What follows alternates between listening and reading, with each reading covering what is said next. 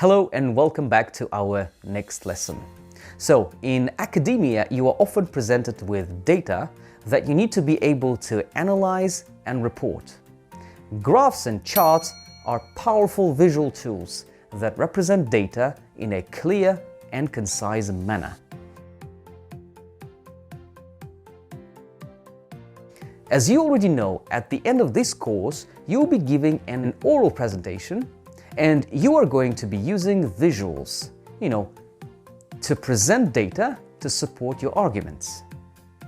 To help you be better prepared for the presentation and for your other faculty courses, of course, in this and the next couple of videos, we are going to be talking about how to read and understand charts and graphs. You are going to learn some useful language that you can use when summarizing and describing visuals. All right, are you ready to begin? Let's dive right into it.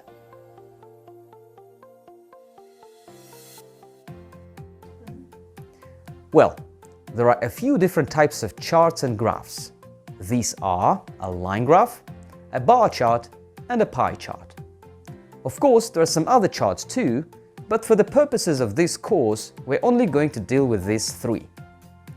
Let's begin by looking at a line graph. So this graph shows sales of hamburgers by one imaginary company for the period between 2015 and 2021. Well, first of all, your chart or graph uses two lines called axes. A vertical axis is called a y-axis, and a horizontal axis is called an x-axis. On this graph, the y-axis shows the amount of money in thousands of dollars earned by the company, while the x-axis represents the years in which the sales were made. If the line goes up, you can say that the earnings are increasing or decreasing. If it's going down, then it's decreasing or falling. If the increase is big and fast, we can say that it's growing or increasing sharply or rapidly.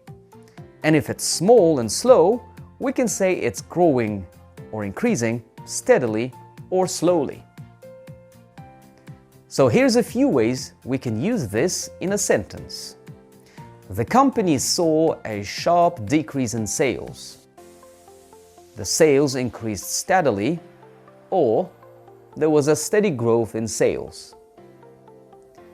The highest point is called a peak. For example, the company reached peak hamburger sales in 2018, or the sales of hamburgers reached a peak in 2018. The lowest point is normally called the lowest point. For example, we could say sales were at their lowest point in 2015.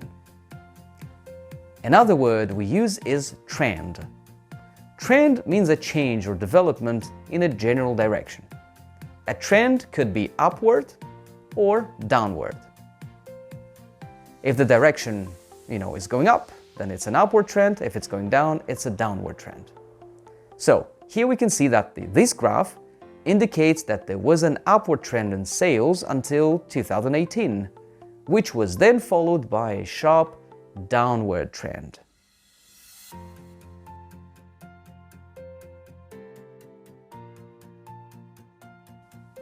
So, next time you have to describe a line graph, try using these phrases.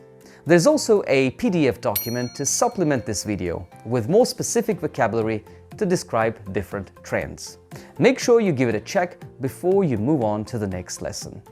Thanks for watching, and I'll see you in the next episode.